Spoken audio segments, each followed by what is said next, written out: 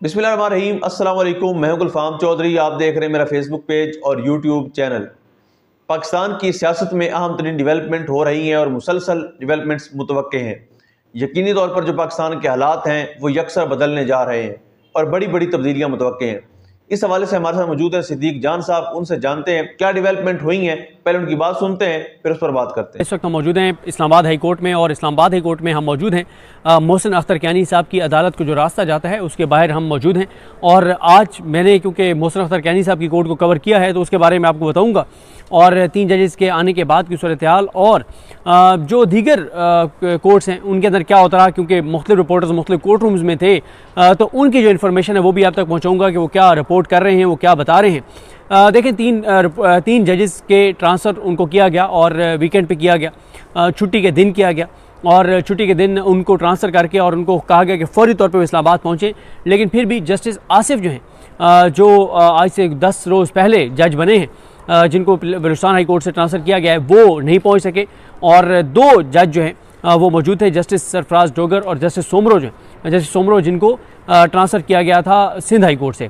और आज पहले आपको बता देता हूँ कि जो अब सीनियरिटी इन्होंने चेंज की है, मोहसिन अख्तर कियानी साहब सीनियर प्यूनी जज नहीं रहे। जो आमिर फारूक साहब ने जो एक रोस्टर जारी करवाया है उसके मुताबिक तो अब सीनियर प्यूनी जज जो हैं वो जस्टिस सरफराज डोगर हैं, जो कि अभी सरफराज डोगर साहब और खादिम सोमरो साहब और जस्टिस आसिफ साहब जो हैं इनको फ्लोर 2 के ऊपर, सेकंड फ्लोर के ऊपर जो है इनको 3 कोर्ट रूम्स दिए गए हैं, 11, 12 और 13 कोर्ट रूम्स, यानी कमरा अदालत का जो नंबर है वो।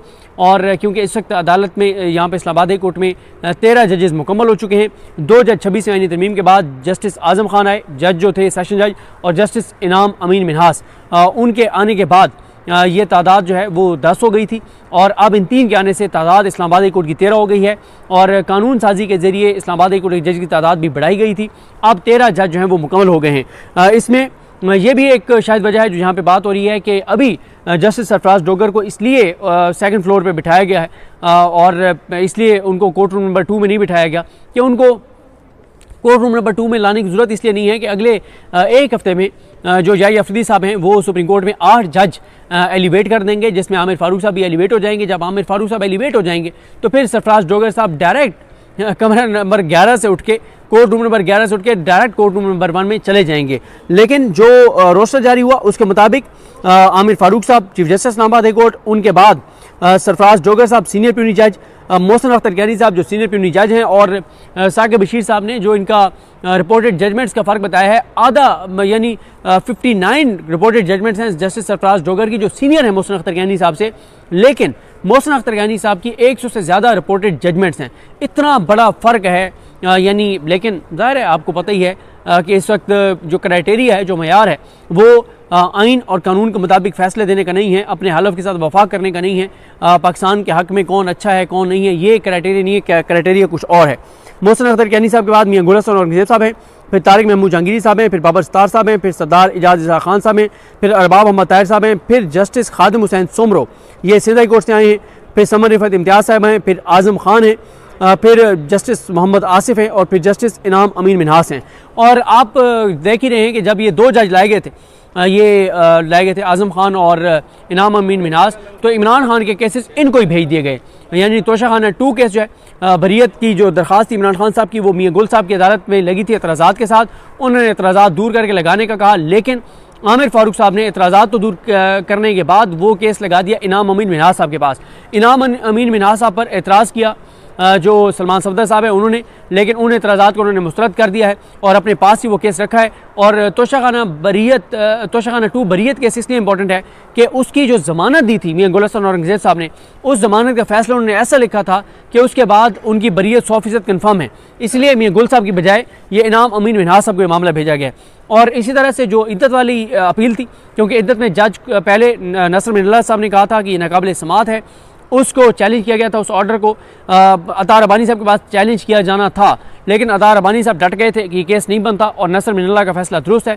फिर अतार रबानी साहब चेंज हुए, आजम खान साहब सेशन जज बने, उनके पास नसर मिनल्ला साहब का वो ऑर्डर आया, नसर मिनल्ला साहब के ऑर्डर को उन्होंने कलअदम किया आजम खान साहब ने, और वो भेज दिया कुदरतुल्लाह साहब के पास। कुदरतुल्लाह साहब ने उन इमरान खान साहब को और बुशरा बीबी को कन्विक्ट कर दिया। पूरे पाकिस्तान के अंदर आपको पता ही है उसके ऊपर क्या सेंटीमेंट्स बने, इंटरनेशनली क्या सेंटीमेंट्स बने। जब जज कुदरतुल्लाह ने इद्दत केस में इमरान खान और बुशरा बीबी को सजा दे दी 8 फरवरी के इलेक्शन से पहले, फिर उसकी अपील गई एडिशनल सेशन जज शाहरुख अर्जुमन के पास। शाहरुख अर्जुमन जो है वो केस सुनते रहे और जब वो फैसला उन्होंने सुनाना था तो जाके और वकील ने बदतमीज़ी की उनसे, जो खावर मनीका के थे, खावर मनीका ने बदतमीज़ी की। तो उन्होंने शाहरुख अर्जुमन साहब ने फैसला सुनाने के बजाय आमिर फारूक साहब को लिखा। आमिर फारूक साहब ने मामला भेज दिया जज अफजल मजोका के पास।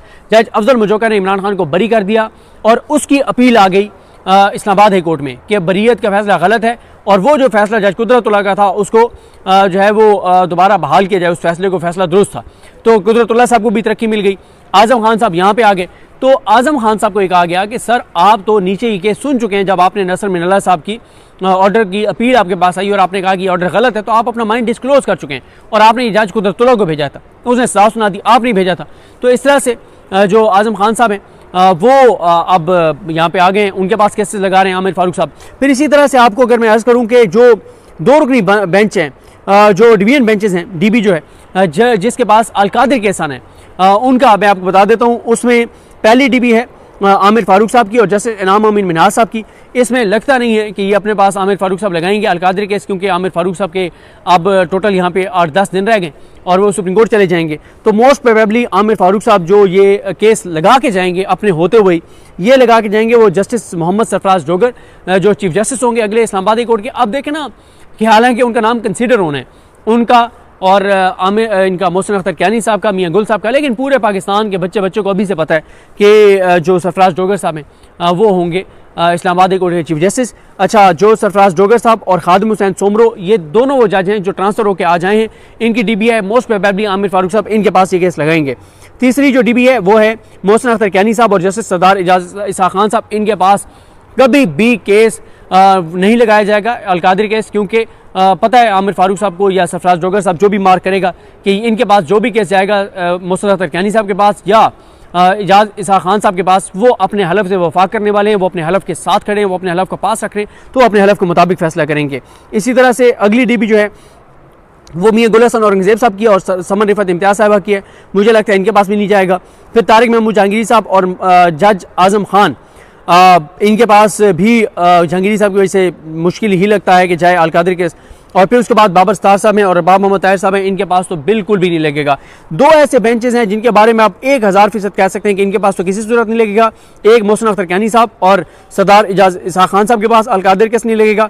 दूसरा बाबर सतार साहब या अरबाब मोहम्मद ताहिर साहब, इनके पास भी किसी सूरत नहीं लगेगा। बाकी बेंचेस के ऊपर इम्कानात हैं। बाकी आमिर फारूक साहब हर केस खुद लगाते थे अपने पास, अब वो नहीं होंगे तो उनकी जगह सरफराज जोगर साहब हैं, तो सरफराज जोगर साहब के पास मोस्ट प्रोबेबली ये केस लगा दिया जाएगा। आज के हवाले से मैं आपको बता दूं कि आज 2 जजेस, जिस तरह से आपको बताया कि खादिम सोमरो साहब और सरफराज जोगर साहब, इन्होंने ये अदालत में आके बैठे। इनके सामने कॉज लिस्ट में एक तो मतुल्लाह जान साहब ने भी ट्वीट किया और एहतशाम जी बिल्कुल, जिस तरह से आपने सिद्दीक जान साहब को सुना कि आइंदा आने वाला जो हफ्ता है, ये चंद दिन है, ये पाकिस्तान की सियासत में कितने अहम है और इसमें जो पाकिस्तान की सियासत है उसमें कितनी बड़ी तब्दीलियाँ मुतवक्के हैं। अल्लाह पाक वतन अजीज़ का हामी व नासिर हो। पाकिस्तान जिंदाबाद।